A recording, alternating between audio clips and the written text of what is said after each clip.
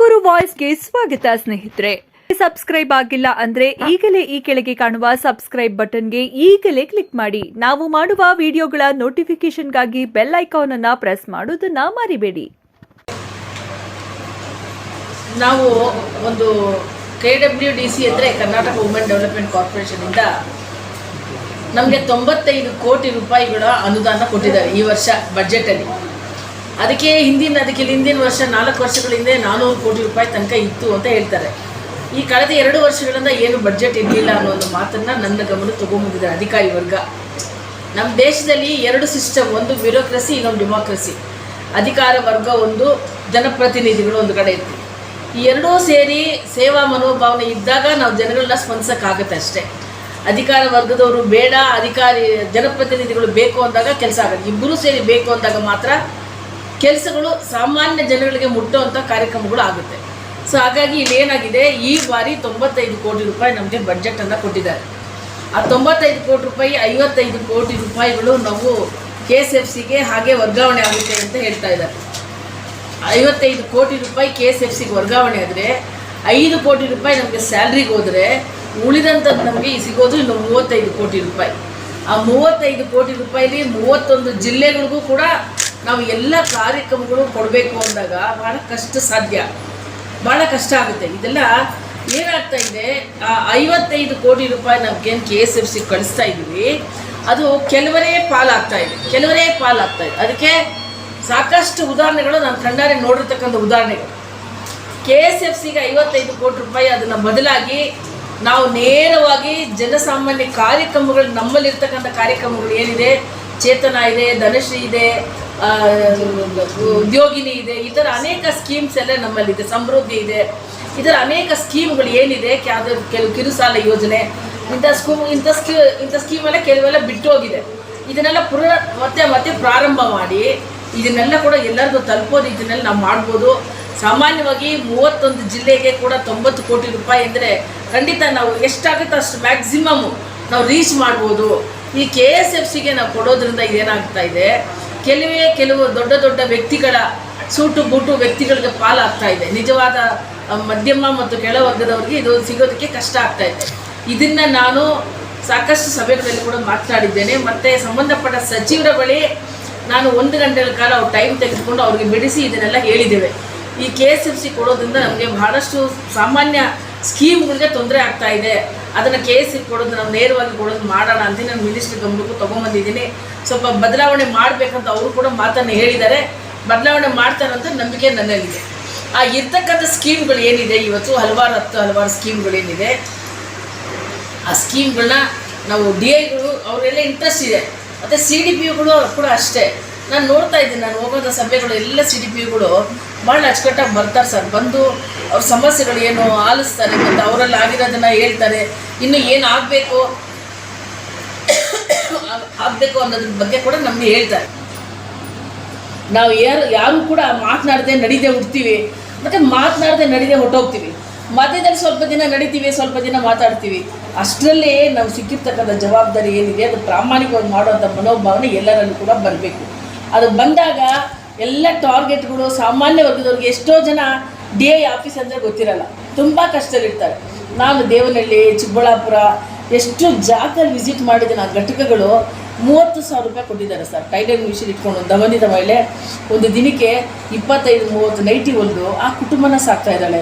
ಇನ್ನೊಬ್ರಿಗೆ 30,000 ರೂಪಾಯಿ ಕೊಟ್ಟಿದ್ದಾರೆ. ಚಿಕನ್ ಕಬಾಬ್ ಅಂಗಡಿ, ಮುಸ್ಲಿಂ ಹೆಣ್ಮಗಳು 8,000 ರೂಪಾಯಿ ವ್ಯಾಪಾರ ಮಾಡ್ತಾಳಂತೆ ಪರ್ ಡೇ. ಚಿಕನ್ ಕಬಾಬು 3,000 ರೂಪಾಯಿ ಚಿಕನ್ ತರ್ತಾಳೆ. ಆ ಮೆಟೀರಿಯಲ್ಸ್ ಎಲ್ಲ ಹೋದ್ರೆ 5,000 ರೂಪಾಯಿ ಹೋದ್ರು ಕೂಡ 3,000 ರೂಪಾಯಿ ಸಿಗುತ್ತೆ ಅವಳಿಗೆ. ಅವಳು ಕೊಟ್ಟಿರೋದು ನಾವು 50,000 ರೂಪಾಯಿ ಲೋನು. ಸೊ ಆ ಥರ ಇನ್ನೊಬ್ಬರು ದೋಸೆ ಪಡ್ಡು ಮಾಡೋದು ನೋಡಿದ್ದೀನಿ. ಮತ್ತು ಮಟನ್ ಸ್ಟಾಲ್ ಇಟ್ಕೊಂಡಿರೋದು, ಪಿಕ್ ಮಟನ್ ಸ್ಟಾಲ್ ಇಟ್ಕೊಂಡಿರೋದು, ಇನ್ನೂ ಅನೇಕ ಹೂವು ಮಾರೋ, ಮೊನ್ನೆ ಪಾವಗಡಕ್ಕೆ ಕರ್ಕೊಂಡು ಹೋಗಿದ್ರು. ಪಾಪ ಅವ್ರು ಕೊಟ್ಟಿದ್ದು 1 ಲಕ್ಷ ರೂಪಾಯಿ. ಆ 1 ಲಕ್ಷ ರೂಪಾಯಿ ಎಷ್ಟು ಚೆನ್ನಾಗಿ ಆ ಕೈ ಕೆಲಸ ಮಾಡಿದ್ದಾರೆ.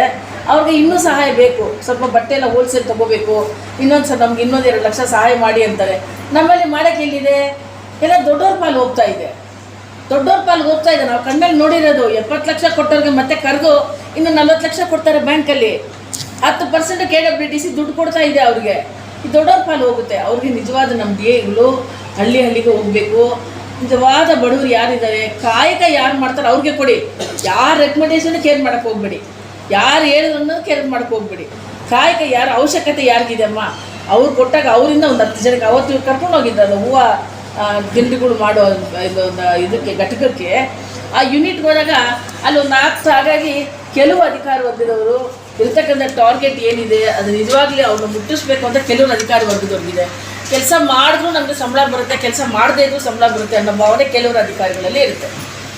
ಸೊ ಹಾಗಾಗಿ ಇದೇನಾಗ್ತಾ ಇದೆ, ನಾವು ಸರ್ಕಾರಿ ಎಲ್ಲರೂ ಕೂಡ ಸರ್ಕಾರಿ ಕೆಲಸ ಸಿಕ್ಕಲ್ಲ. ನಾವು ಸರ್ಕಾರಿ ಕೆಲಸ ಒಂದು ಸಾರಿ ನಾವು ಸರ್ಕಾರಿ ಕೆಲಸಕ್ಕೆ ಬಂದರೆ ನಾವು ಮತ್ತು ನಾವು ಉಸಿರಿರೋ ತನಕ ಅನ್ನ ಕೊಡೋಂಥ ಕಾಯಕ ಕೆಲಸ, ಆ ಉದ್ಯೋಗ ಇದೆಯಲ್ಲ ಸರ್ಕಾರಿ ಉದ್ಯೋಗ ಅನ್ನೋದನ್ನು ನಾವು ಉಸಿರಿರೋ ತನಕ ನಾವು ಊಟ ಮಾಡ್ತೀವಿ ಅದ್ರ ಋಣನ. ಮತ್ತು ನಾವು ತೀರ್ಕೊಂಡ್ರೆ ನನ್ನ ಹೆಂಡತಿ ಮಕ್ಕಳಿಗೂ ಕೂಡ ಆ ಋಣ ತಲುಪುತ್ತೆ. ಅಂದರೆ ಸರ್ಕಾರಿ ಉದ್ಯೋಗ ಅಷ್ಟು ಪವಿತ್ರವಾದ ಉದ್ಯೋಗ. ಆ ಉದ್ಯೋಗದಲ್ಲಿ ನಾವು ಮಾಡಬೇಕಾಗಿರ್ತಕ್ಕಂಥ ಕಾಯಕ ಏನಿದೆ ಪ್ರಾಮಾಣಿಕವಾಗಿ ನಾವು ಮಾಡಿದಾಗ ಖಂಡಿತ ಜನಗಳಿಗೆ ತಲುಪುತ್ತೆ. ಆ ಮನೋಭಾವನೆ ಎಲ್ಲ ಅಧಿಕಾರಿಗಳಲ್ಲೂ ಬರಬೇಕು. ಕಿರುಸಾಲ ಯೋಜನೆಯಿಂದ 100 ಕುಟುಂಬಗಳು ಬದುಕೊಂಡ್ಬಿಡ್ತವೆ 1 ಲಕ್ಷ ಕೊಡೋದ್ರಿಂದ. ಎರಡನೇದು ಮಾರ್ಕೆಟಿಂಗ್, ಮೂರನೇದು DAಗಳಿಗೆ ಕಂಪಲ್ಸರಿ ಒಬ್ಬರು ಕಂಪ್ಯೂಟರ್ ಆಪರೇಟರ್ಗಳು ಬೇಕು ಕೆಲಸ ಮಾಡೋದಕ್ಕೆ. ಅವ್ರಿಗೆ ಒಂದೊಂದು DAಗೆ 8-9 ಅಸೆಂಬ್ಲಿ ಬರುತ್ತೆ.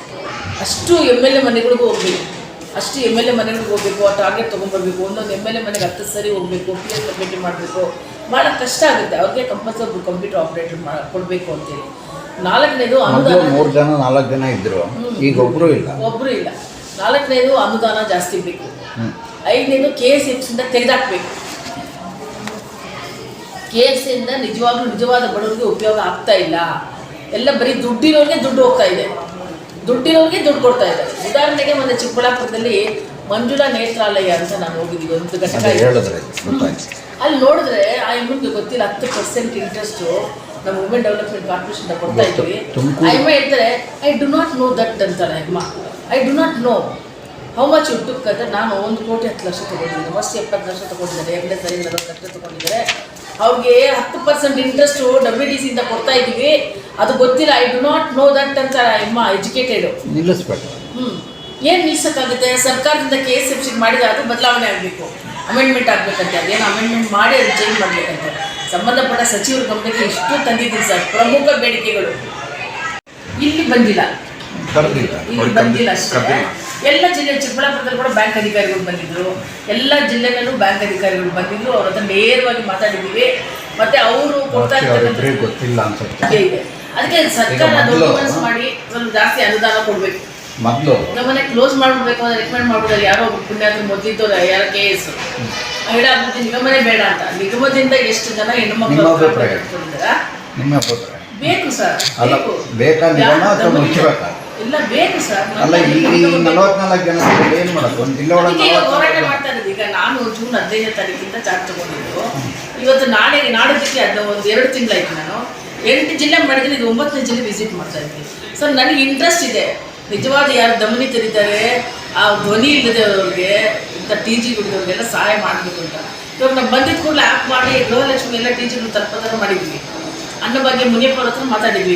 ನಮ್ಮ ಸಂಬಂಧಪಟ್ಟ ಆಹಾರ ಮತ್ತು ನಾಗರಿಕ ಸರಬರಾಜು ಮಿನಿಸ್ಟರ್ ಹತ್ರ. ಅನ್ನಭಾಗ್ಯನ ಅವ್ರಿಗೆ ತಲುಪಬೇಕು. ಅವ್ರ ಮನೇಲಿ 5 ಜನ ಇದ್ದರೆ 50 kg ಅಕ್ಕಿ ಬರುತ್ತೆ. ಅನ್ನಭಾಗ್ಯ ಅವ್ರಿಗೆ ತಲುಪಕ್ಕೆ ಹೋಗ್ತಾ ಇಲ್ಲ. ಅವ್ರಿಗೆ ಅನ್ನಭಾಗ್ಯ ಅದು ತಲುಪಬೇಕಂತ ಅವ್ರ ಹತ್ರನೂ ಮಾತಾಡಿದ್ದೀನಿ. ಸೊ ಗೃಹಲಕ್ಷ್ಮಿ ಒಂದು ಸಕ್ಸಸ್ ಆಯಿತು. ಇವಾಗ ಅನ್ನಭಾಗ್ಯ ಮಾಡಬೇಕು.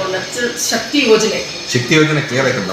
ಶಕ್ತಿ ಯೋಜನೆ ಮೊನ್ನೆ DC ರವೀಂದ್ರ ಅವರು ತಕ್ಷಣನೇ ಪಾಪ ಅವ್ರು ನನ್ನ ಅಲ್ಲಿ ಮೀಟಿಂಗಲ್ಲಿ ಯಾರೋ ಇಬ್ಬರು ಭಾಳ ಹತ್ಕೊಂಡು ಹೇಳ್ಬಿಟ್ರು. ಅರ್ಧ ದಾರಿ ನಿಲ್ಲಿಸ್ಬಿಟ್ಟು ಸುಮಾರು 4 ಕಿಲೋಮೀಟರ್ ನಡ್ಕೊಂಡ್ಬಂದೆ ಅಂತ ಅವ್ರನ್ನ PG ನಿಂತ್ಕೊಂಡು ಹತ್ಕೊಂಡು ಹೇಳ್ಕೊಂಡಾಗ ತಕ್ಷಣ DC ಏನು ಮಾಡಿದ್ರು, ಅಲ್ಲೇ ಫೋನ್ ತೊಗೊಂಡು ನಾನು ಮತ್ತು DC ಇಬ್ಬರು ಸೇರ್ಕೊಂಡು ಮಾತಾಡಿ ಅದಕ್ಕೇನೋ ಒಂದು ಸರ್ಟಿಫಿಕೇಟ್ ಕೇಳಿದ್ದಾರೆ. ಅವರು PG ಕೊಟ್ಟಿದ್ದಾರೆ ಒಂದು ಸರ್ಟಿಫಿಕೇಟು. ಆ ID ಕಾರ್ಡ್ ಏನು ಸರ್ಟಿಫಿಕೇಟ್ಸ್ ಇದೆ, ಆ ಸರ್ಟಿಫಿಕೇಟು ಪ್ಲಸ್ ಆಧಾರ್ ಜೆರಾಕ್ಸ್ ಮಾಡಿಕೊಂಡು ಅದನ್ನು ಇನ್ಮೇಲೆ ಎಲ್ಲ ಕಂಡಕ್ಟರ್ ಮುಂದೆ ತೋರಿಸಿದ್ರು ಅವ್ರಿಗೆ ಅಕ್ಸೆಪ್ಟ್ ಮಾಡ್ಕೋಬೇಕು ಅನ್ನೋ ರೀತಿಯಲ್ಲಿ ಮಾತನಾಡಿ ಅದನ್ನು ರೆಡಿ ಮಾಡಿಸಿದ್ವಿ. ಮತ್ತು ಶಕ್ತಿ ಯೋಜನೆಯೂ ಆಲ್ಮೋಸ್ಟ್ ಆಲ್ ಕ್ಲಿಯರ್ ಆದಂಗೆ. ಸ್ವಲ್ಪ ಇಲ್ಲಿಂದ ಸ್ವಲ್ಪ ನಮ್ಮ DD ಅವರು DA ಸ್ವಲ್ಪ ಮಾತಾಡಿ, ಇಲ್ಲಿ DC ಅವರು ಯಾರು ಶುಭ ಮಂಗಲಲ್ಲ ಸರ್, ಸೊ ಅವ್ರ ಲೆವೆಲಲ್ಲಿ ಆದರೆ ಇಲ್ಲಿನೂ ಈ ಜಿಲ್ಲೆಗೂ ಆಗೋಗ್ಬಿಡುತ್ತೆ. ಸೊ ಅದೊಂದು ಆಯಿತು. ಗೃಹಲಕ್ಷ್ಮಿ ಆಯಿತು. CDPOಗಳು, DDO ಮತ್ತು ಇವರು ನಮ್ಮ DIಗಳೇನಿದ್ದಾರೆ ಅವರು ಪಾರದರ್ಶಕವಾಗಿ ಅವ್ರ ಮನೆಗಳು ಭೇಟಿ ಮಾಡೋದು, ದಾಖಲೆಗಳಿಗೆ ಏನು ಬೇಕೋ ಸಹಾಯ ಎಲ್ಲ ಮಾಡ್ತಾ ಇದ್ದಾರೆ. ಅದ್ರ ಜೊತೆನಲ್ಲಿ ಅವ್ರ ಮನೆಗಳಿಗೂ ಬಂದು ಇನ್ಸ್ಪೆಕ್ಷನ್ ಮಾಡೋದ್ರಿಂದ ಅವ್ರಿಗೆ ಮನೆಗಳಲ್ಲಿ ತೊಂದರೆ ಆಗುತ್ತೆ ಅಂತ ಕೆಲವರು ಭಾವಿಸ್ತಾರೆ. ಅದನ್ನೇ ಹೇಳ್ತಾ ಇರೋದು. ನೀವು ಕೊಟ್ಟರು ಬೇಡ ಅಂತಾರೆ ಯೋಜನೆ. ತಹಶೀಲ್ದಾರ್ನ ಕರೆಸಿ ಮಾತಾಡಬಾರ್ದು.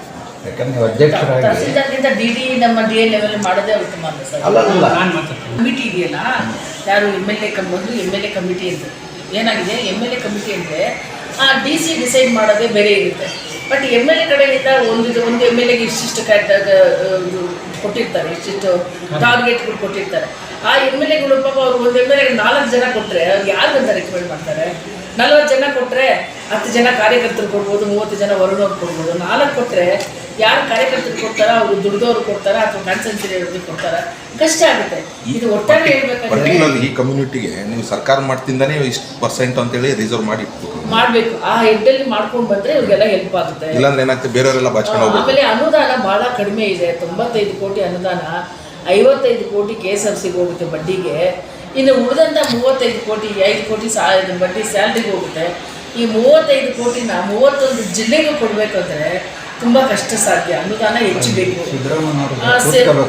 CM ಬಳಿ ಮಾತನಾಡಿದಾಗ ಕೂತಿಗೆ ಹೋಗ್ತಾ ಇದೆ. 5 ಗ್ಯಾರಂಟಿಗಳು ಏನು ಕೊಟ್ಟಿದ್ರು ಸರ್ಕಾರ, ಆ 5 ಗ್ಯಾರಂಟಿಗಳಿಗೆ ಸಾಕಷ್ಟು ಅನುದಾನಗಳೆಲ್ಲ ತೆಗೆದುಕೊಂಡು ಅದಕ್ಕೆ ಕೊಡ್ತಾ ಇದ್ದಾರೆ. ಅದು ಕೂಡ ನಿಜವಾದ ಬಡವರಿಗೆ ತಲುಪೋದೇ ಅಲ್ವಾ ಅನ್ನೋ ಮಾತನ್ನ ಅವರು ಗಮನಿಸ್ತಾರೆ, ಹೇಳ್ತಾರೆ. ಅದನ್ನ ಕನ್ವಿನ್ಸ್ ಮಾಡಬೇಕು. ಈಗ